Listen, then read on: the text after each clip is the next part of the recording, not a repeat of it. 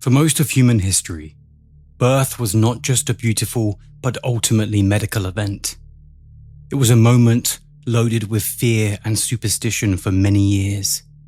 In isolated communities especially, anything that fell outside the expected order of things was rarely treated as random, with unusual births, difficult labours, and children not surviving infancy often interpreted through religion and folklore. This was a time long before genetics and modern medicine helped our understanding of childbirth. And so, as was the case with many aspects of life, people began to search for explanations in omens and other stories. In early modern Britain and Europe, unusual births were sometimes written up as monstrous births and treated as public signs, printed in sermons, pamphlets, and broadside ballads as warnings about sin, social disorder, or God's wrath. At the same time, people often leaned on everyday folk explanations such as maternal impressions, which is the belief that a sudden fright, shock, or powerful image experienced during pregnancy could mark a child. In colonial New England, these older European ideas carried over with the settlers, and soon enough, unusual births could be turned into moralized public stories, repeated and reshaped to serve religious or political arguments. New Jersey's Pine Barrens, with its scattered settlements and miles of dense woodland, was exactly the kind of place where that process could thrive. People lived close to the edge of the unknown, surrounded by forest so dense that a cry in the night could come from any number of ordinary animals, or be interpreted as something else entirely. And in that landscape, a single rumour could take on life of its own and hide amongst the forest. My name is Luke Mordew, and this urban legend is the Jersey Devil.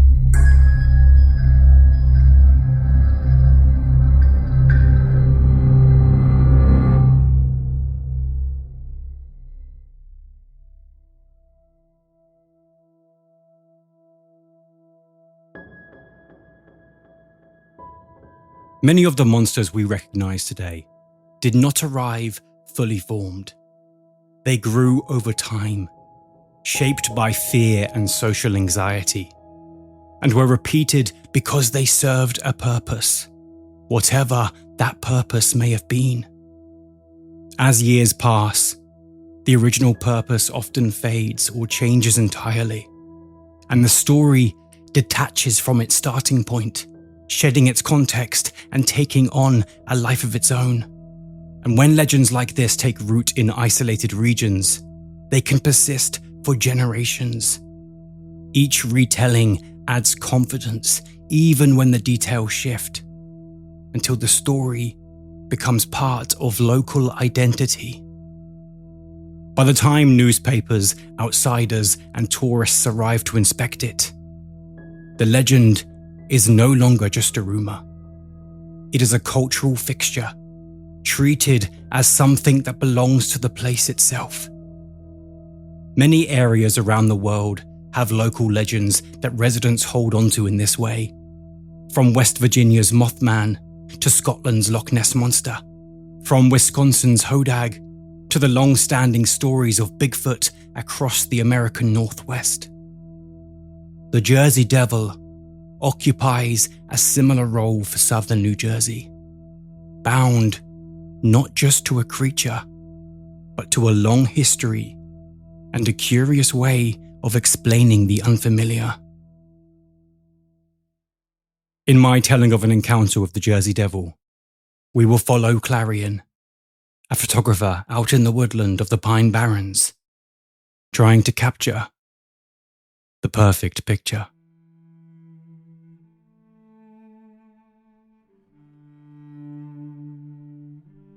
The sun hadn't yet fully disappeared over the horizon, although in the dark shadows of the deep woodland Clarion was amongst, it was as good as gone. He flicked on the torchlight that was strapped to his camera bag, lighting the bark and leaves that surrounded him as he ventured deeper into the woodland. Sight wasn't the sense he was focusing on this evening, though, as he patiently followed his ear for the little squeaks of the small-footed myotis that he was out here to find. Clarion had been photographing animals for several years now, after slowly making his way out of wedding photography. It was such a nice change of pace for him. Weddings were chaotic and quick, with him needing to be in two places at once at any given time to get the perfect shot.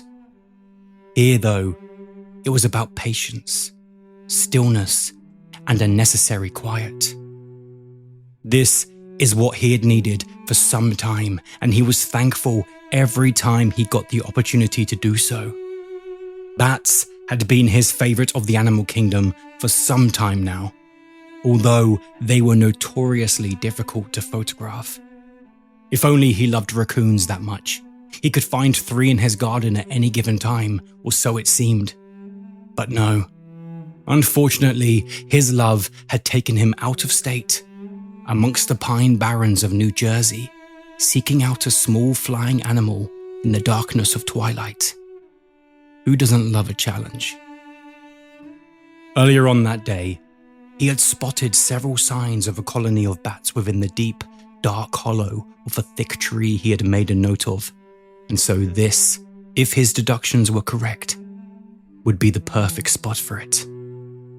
He set up his tripod, prepared his camera, flicked off the light on his bag, and poured himself a hot cup of coffee from a container, ready and wait for them to emerge their little heads in search of grub. Something he had prepared for, with several maggots he had left on a sheet a few feet in front of him, hoping to entice them to feast right in frame. It wasn't long before one suddenly appeared above, fluttering off with intense speeds, ignoring the maggots. Of course, he missed it, dropping his guard at the most irritating of moments. Frustrated, he threw the rest of his now lukewarm coffee to the ground and focused his eyes on the viewfinder, holding still for a second to follow shortly behind, his finger already resting on the button in the quietness of the night.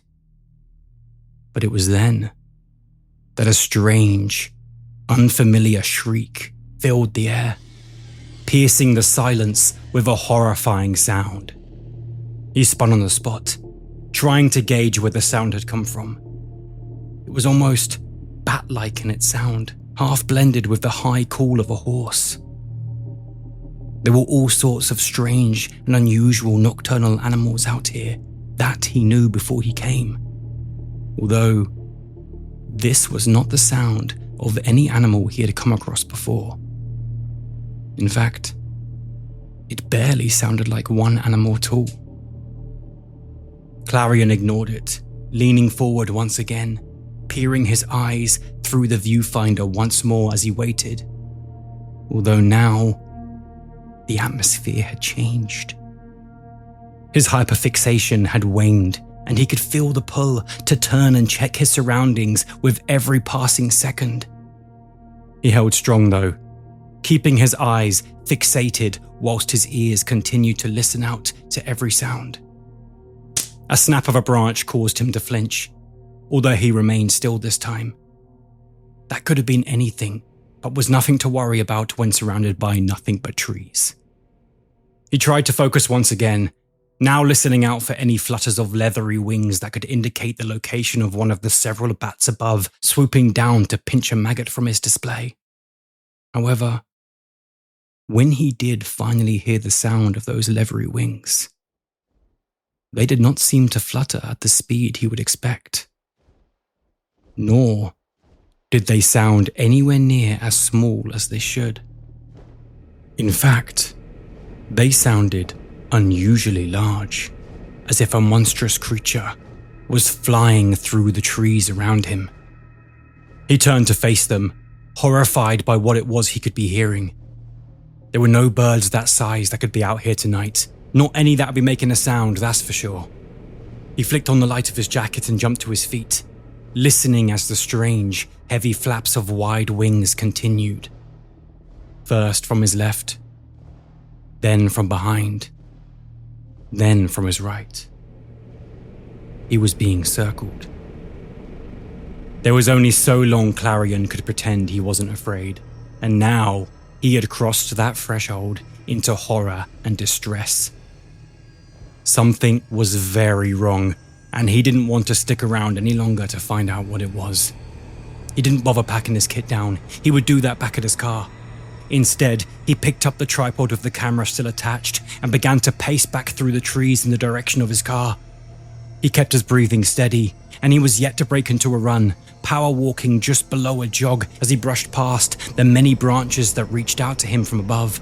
Although these steady steps picked up pace the moment he heard those flaps appear again, this time from behind, gaining on him fast. Whatever it was following him. By now, the fear had engulfed him entirely as he finally broke into a sprint, pacing as fast as he could through the forest, edging closer and closer to the edge of the woodland where he had parked. Soon enough, he witnessed the light of his torch bounce back at him from the glass of the passenger seat window, as if alerting him to how close he had gotten. Although it seemed as though the excitement of this realization had gotten too much for him, as he lost his footing, tripping over himself and slamming hard into the ground, instantly winding him. He sighed with frustration, wiping the dirt from his now bloodied chin as he rolled onto his back, lifting the light into the shadow behind to check if the creature had gotten any closer, although it seemed to have moved on from its chase. In fact, the forest itself had seemingly fallen straight back into the silent peace of an early night, as not even the insects made a sound amongst the grass. It was likely just a crow that was still out there in the dark. They could grow to a large size after all. He had made a fool of himself, it had seemed, and cut himself in the process. At least nobody was here to see it, he thought to himself as he reached out to grab the tripod once again, flicking the camera on to inspect it. He got to his feet and pointed the lens out into the trees to test it, taking a picture in the dark. It worked and all seemed well. Well, at least the camera did. The flash hadn't survived the fall, now split into two, resting on top of the camera as nothing but a hollow shell of plastic. He blew on the lens and wiped it with his sleeve, cautiously studying every aspect of it, ensuring there were no surprises. This would prove to be correct in regards to the camera, although the strange shape that had now appeared on its little screen was a different story entirely. Clarion didn't want to look up, but he knew he had no choice as he raised his head from the camera to face the woodland around him. Standing amongst the darkness of the trees, only just within the dim lighting his little torch could emit, was what looked to be a horse watching him from the shadows. Although this was no usual horse, as two curved horns reached out from its head, spiraling to its neck. Its body was upright, like that of a kangaroo, although its legs were more bird-like, its feet in cloven hooves.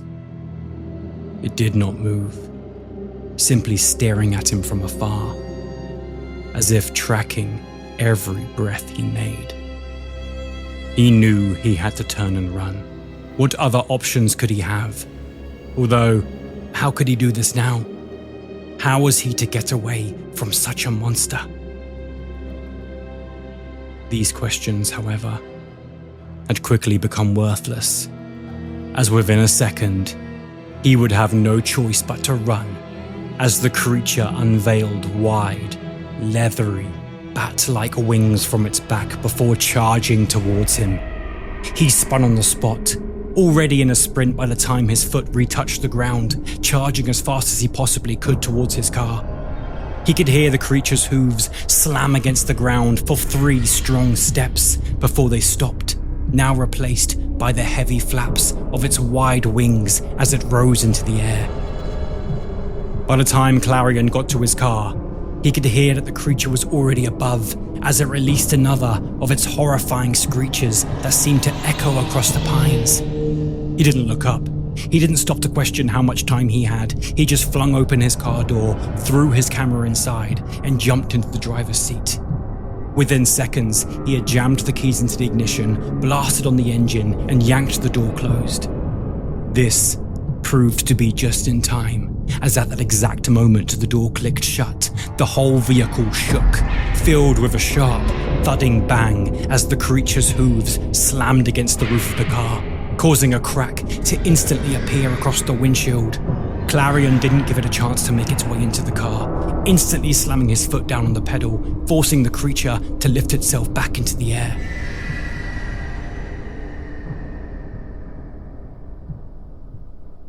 He drove for 2 hours before he finally stopped, refusing to rest until he couldn't see a single tree where the creature could be hiding. He just sat there, his trembling hands still gripped to the steering wheel, his eyes filled with horrified tears.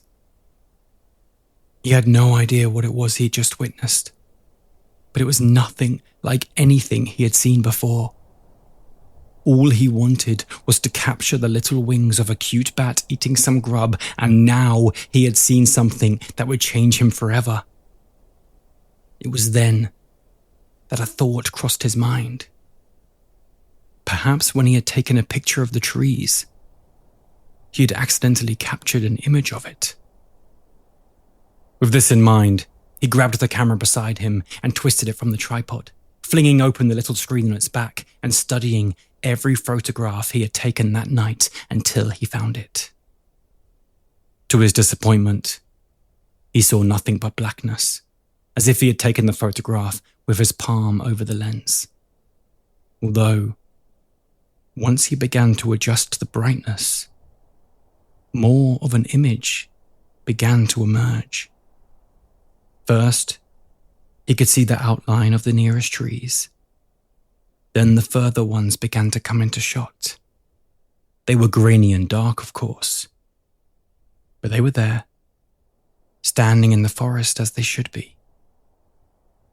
It was only when he made the image as bright as it possibly could go that he could see the vague, but very much there, silhouette of a strange, demonic shape.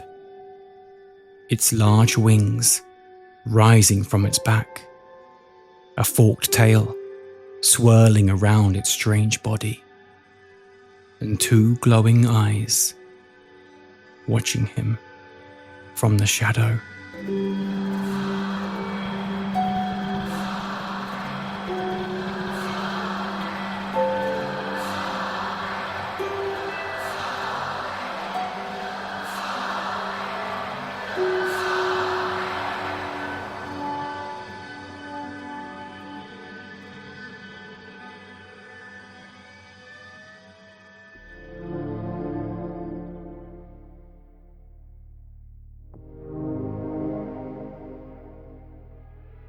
Over the years, there have been several interpretations of what the Jersey Devil is said to look like, although certain elements have consistently appeared time and time again.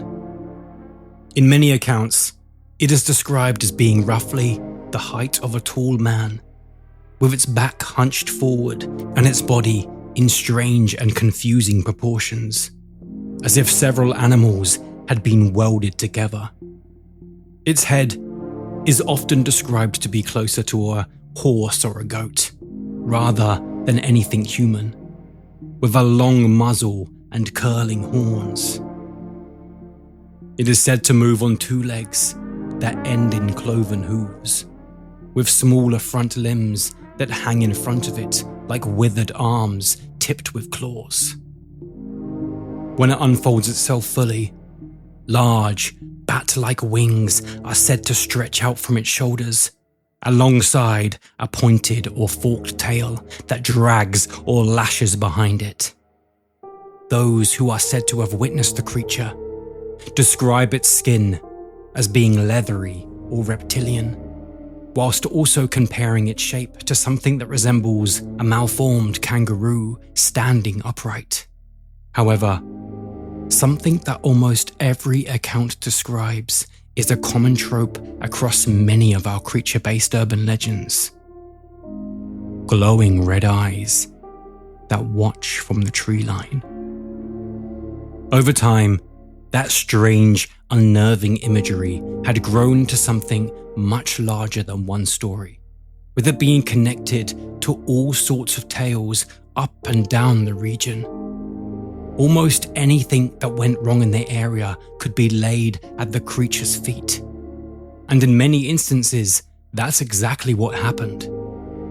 At times, farmers would blame it for their missing livestock and shredded chicken coops. Others focused more on their damaged crops, with strange tracks supposedly found in the sand roads and eerie screams echoing through the darkness in the night.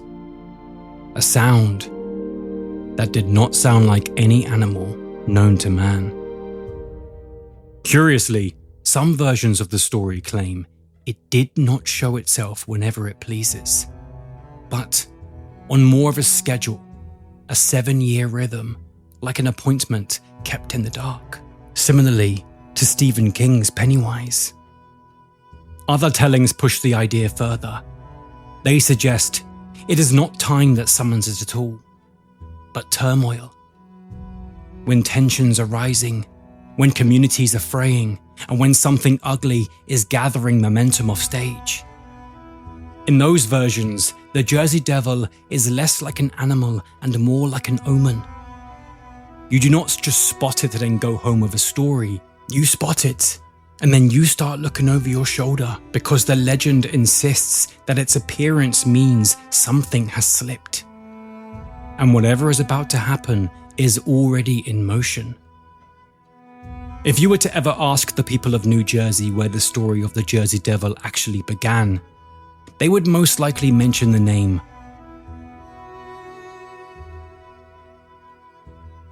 of Mother Leeds. In the most familiar version of her tale, said to have taken place in the year 1735, a woman out in the Pine Barrens was pregnant with a new child, said to be the 13th of all of her children.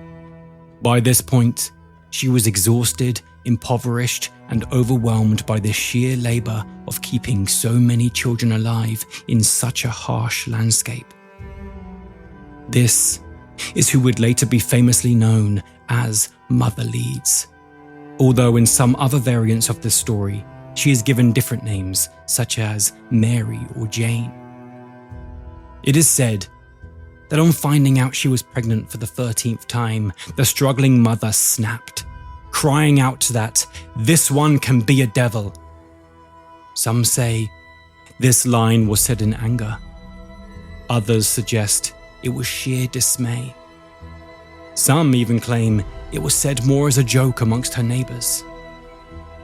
Either way, it is this phrase that sticks out as a prominent moment in the tale due to what happens next.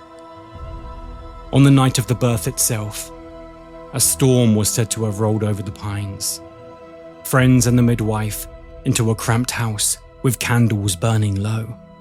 After the chaotic, loud and sweaty events of childbirth had taken place, the baby was finally delivered, crying and slick with blood like any other. The air was calmed as the screaming waned, and everyone breathed a sigh of relief at the sight of a healthy baby, although this normality was short-lived, as a few seconds later, the baby began to morph and change before their very eyes.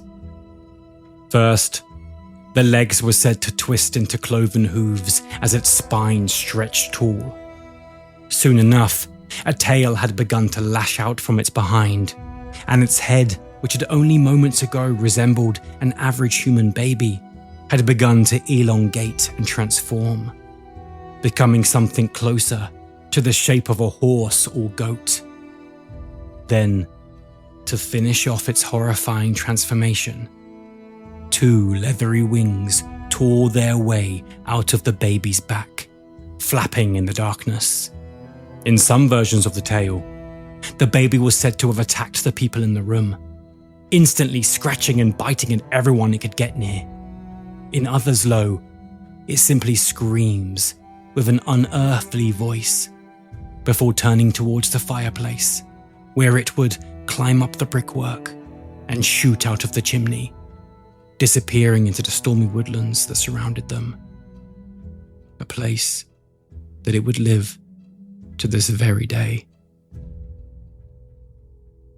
Later retellings transform this story even further, leaning deeper into the supernatural elements of it. These stories repositioned Mother Leeds as a witch, instead of a stressed mother. And in some of these iterations, the father is claimed to have been the devil himself. Now, this story is a strange, borderline over-the-top tale that many are unlikely to believe as truth. Although the story of the Jersey Devil has proven to be contentious amongst certain groups of believers for many years now, with many claiming validity in its telling. This is made all the more curious when we delve into the history of it, where we discover that the Leeds family were not just fictional characters of a twisted tale. In fact, historians have traced at least part of this legend back to a real couple living in the area in the early 18th century, known as Japhet and Deborah Leeds.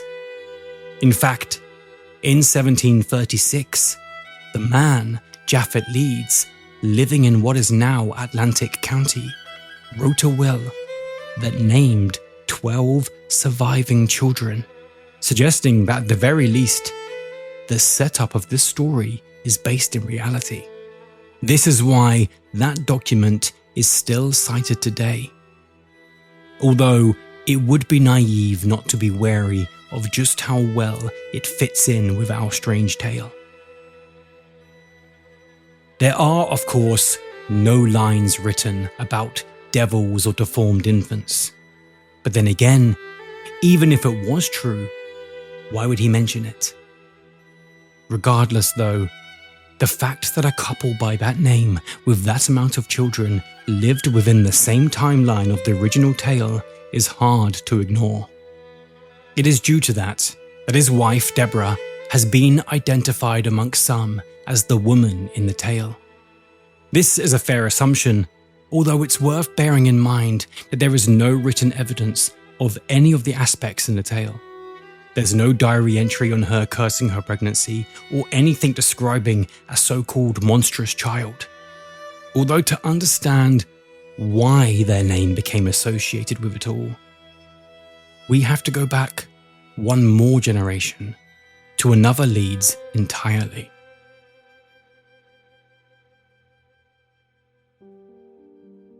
Decades before the name of the Jersey Devil ever passed anyone's lips, the Leeds family were becoming known for making enemies. Daniel Leeds, born in the 17th century, was a Quaker who began publishing an almanac in 1687. Almanacs at the time were a mix of weather predictions, farming advice, calendars, and little moral sayings.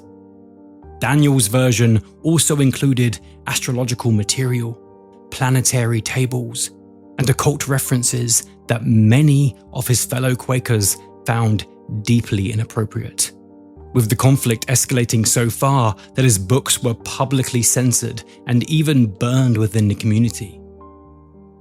Daniel eventually broke with his friends, converted to Anglicanism, and started writing polemics attacking his former co-religionists.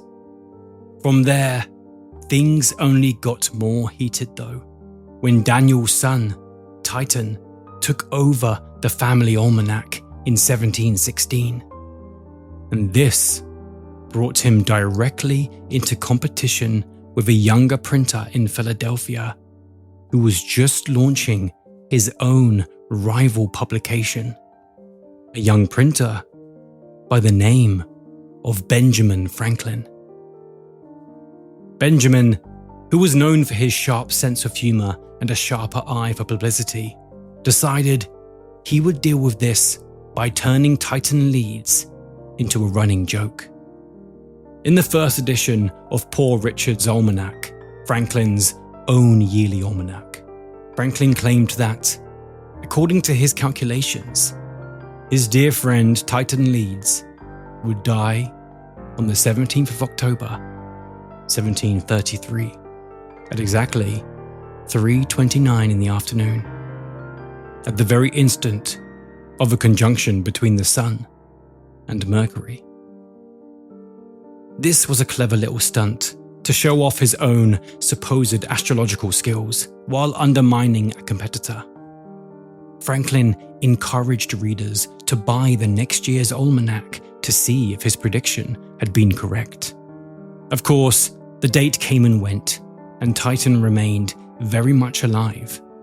However, Benjamin Franklin responded by printing an obituary for him anyway.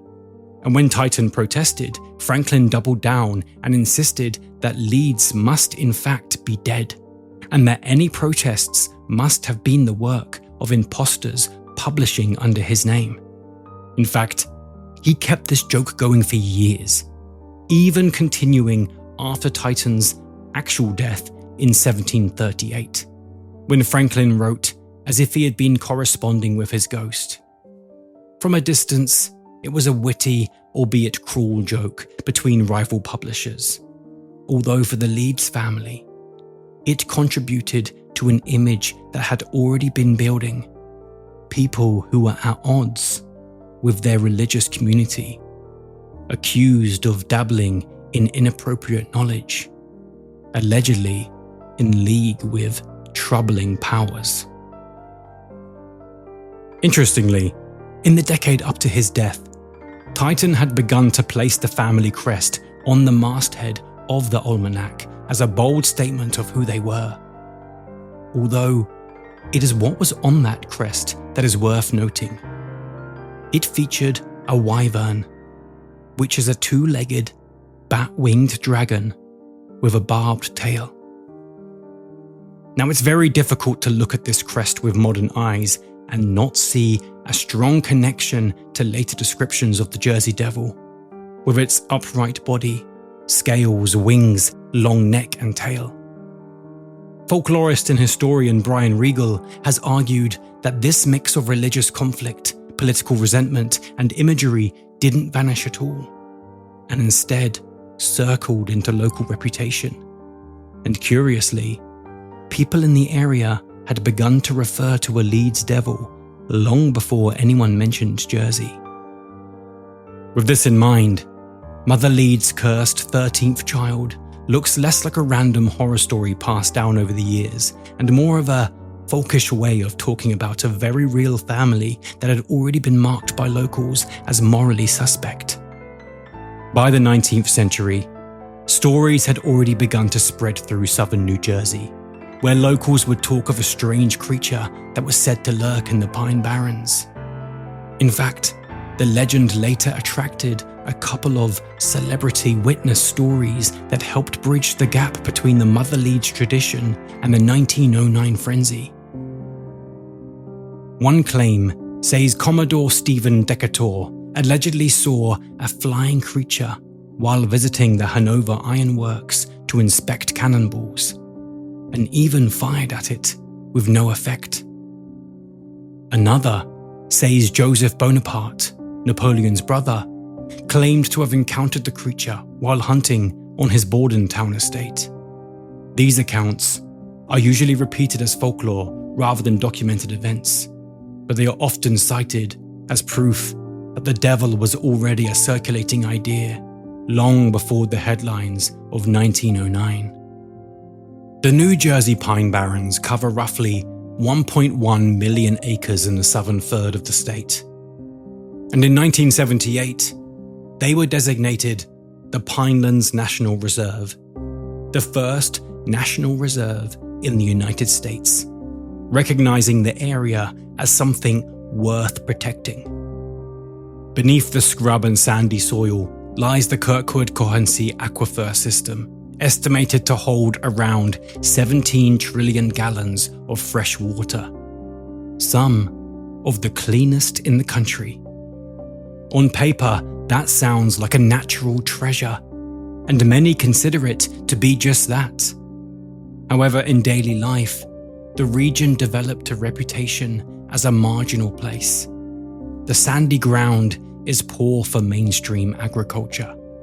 Industries that did flourish, like ironworks and glassmaking, came and went, leaving ghost towns behind. There were small communities that managed to carve out a living in the woods, although they were often labelled as strange or clannish by outsiders who rarely visited. When you put all of this together, you get a landscape that feels both close and distant, not untouched by wilderness by any means, and yet still not fully domesticated either. It is a place that is both familiar and distinctly different, and it's within the setting that legends like this tend to appear. And on this occasion, that appearance came abruptly and rather dramatically over the course of a single week, where newspapers would suddenly share headlines about strange tracks in the snow, terrified trolley crews, and a winged entity said to cross rivers in a single bound.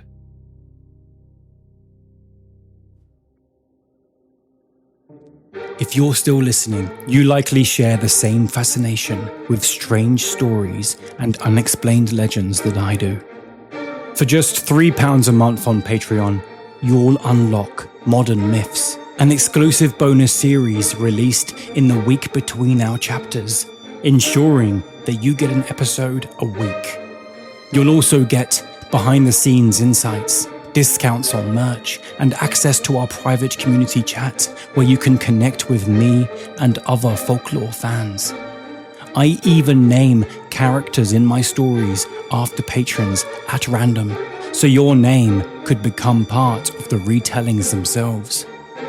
Your support fuels the research and the production and ensures our understanding of these legends continue to grow. Click the Patreon link in the show notes to join us, and together we'll keep folklore alive. But for now, back to the legend.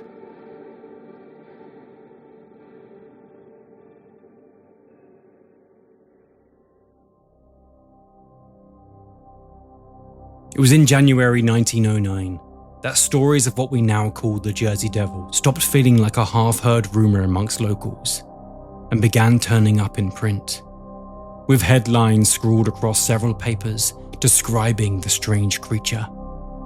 In fact, this period was so prominent in the history of the region that it has been given a name, simply referred to as the Flap. This period was only a week long, running from the 16th to the 23rd, describing strange occurrences like unusual tracks and alleged sightings spread across the Delaware Valley. This was happening so frequently and covered so aggressively at the time that it began to feel like a live event playing out in real time for readers, only solidifying the tale further. The first major push in the mainstream press arrived on Wednesday the 20th, when the Asbury Park Press ran the headline, "What mysterious tracks are these?" describing Jersey fields and yards marked by the imprints of a two-legged something.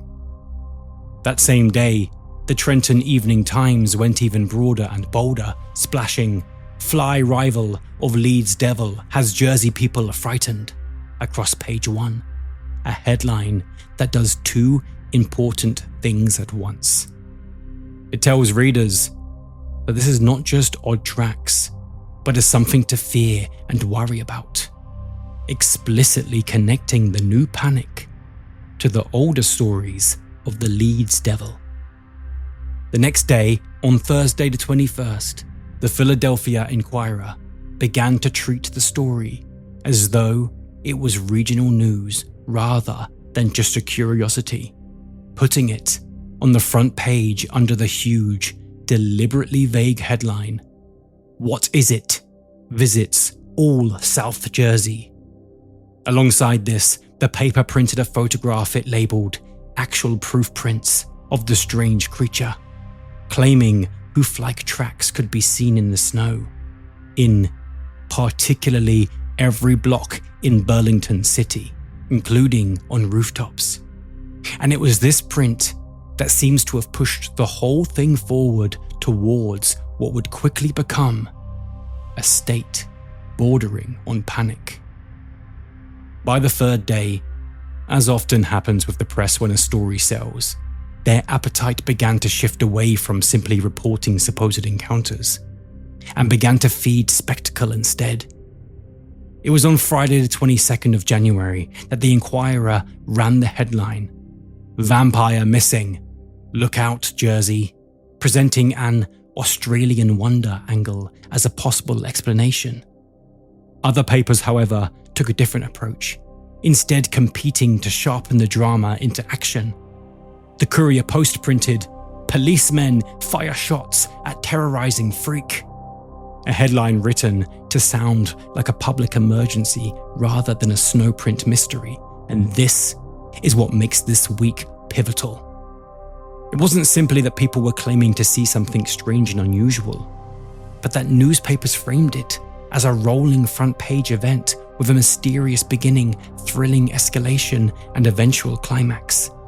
The kind of narrative momentum that folklore rarely gets to enjoy. By the time the coverage cooled, the story had already taken on the shape it needed to survive, not as one definitive creature, but a flurry of claims, contradicting descriptions, and escalating headlines that made it feel, for a brief moment, real enough to chase. Interestingly, according to Brian Regal, the creature at the time circulated under multiple labels, including Leeds Devil, Leeds Satan, Flying Hoof, Air Hoss, and Winged Dog.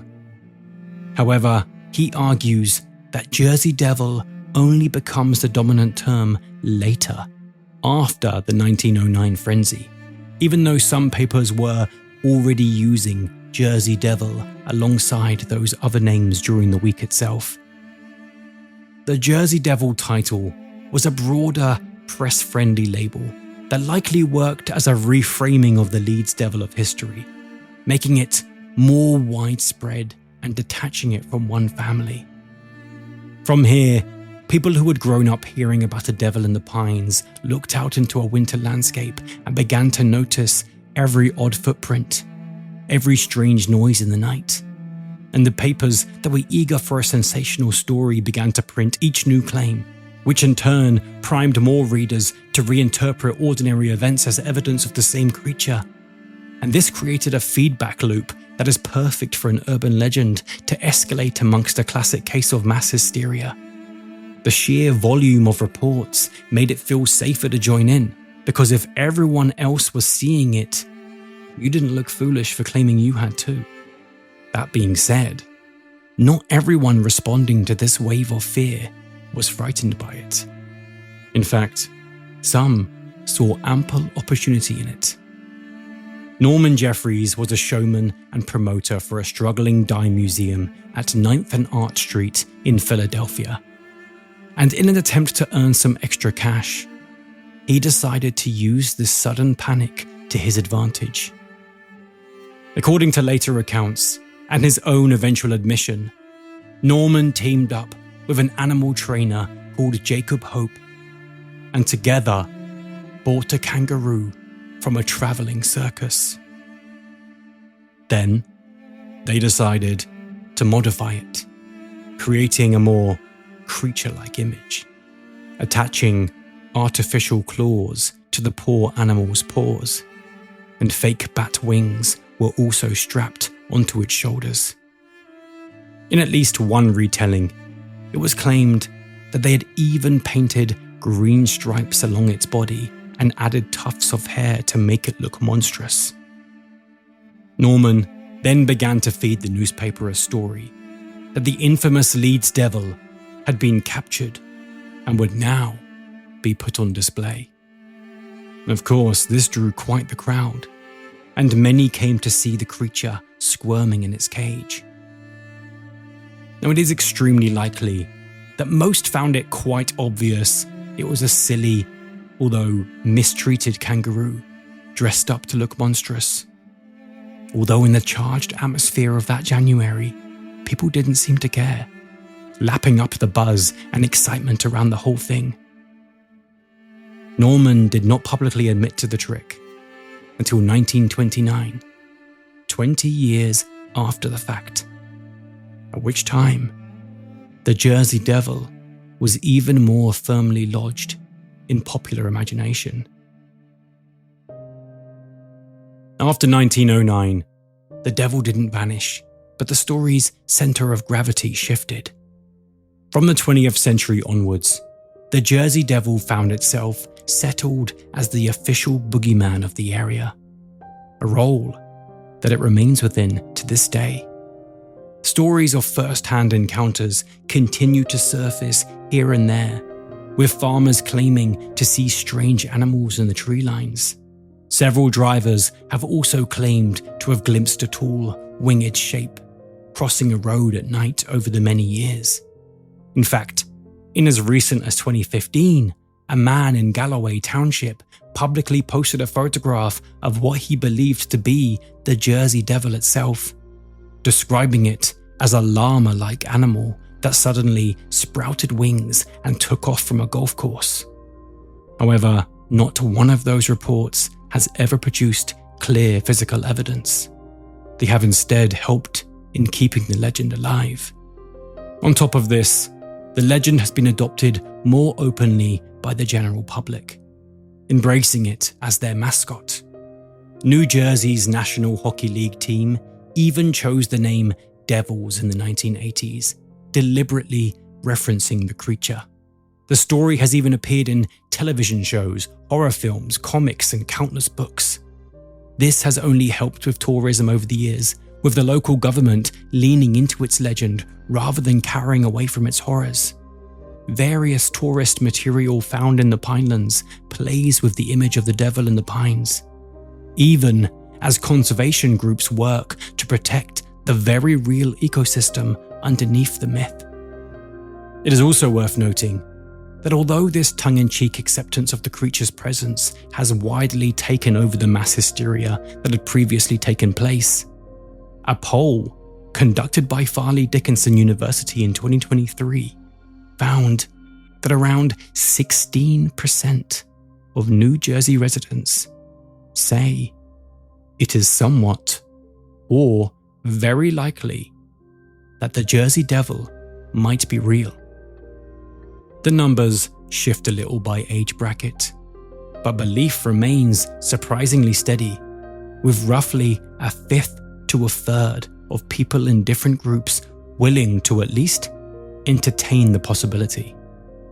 Alongside this are dedicated enthusiasts who take this belief even further, calling themselves devil hunters, collecting reports, organizing night hikes in the Pine Barrens, and treating the search for the creature like a ghost hunt. In more recent decades, some writers and spiritual practitioners have tried to frame the Jersey Devil in a different light entirely, not just as a monster, but as a totem of sorts, a symbolic guardian of the Pinelands. In that reading, the creature becomes a figure that protects the pines from outsiders, frightening away those who would damage the land. Its wings tie it to the elements of air and to intuition. Its cloven hooves link it to the earth and to being sure-footed in difficult terrain. And its horns become sensory tools, taking the temperature of the environment around it. These new, more spiritual interpretations of the legend reflect an ever-growing sense of New Age sensibilities amongst certain groups within the region. But on top of that, they also show how flexible the central image is, a winged hoof creature in the trees that can be cast as a devil, a mascot, or spirit guide, depending on what people need it to be. At its core, the story we now call the Jersey Devil is a tangle of several threads, forming the mismatched shape of a strange and elusive creature. For some, the devil is a symbol of backwardness and danger, something that marks South Jersey as a place apart. For others, it's a tongue-in-cheek badge of honor, a reminder that their home is different and surrounded by folkloric mystery.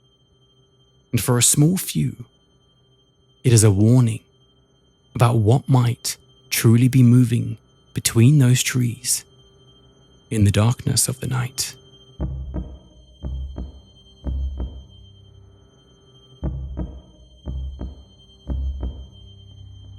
Urban Legends is researched, written and produced by Luke Morgie, co-edited by Sophie Tickle, music by Billy Japp, with additional sounds from Storyblocks and Envato.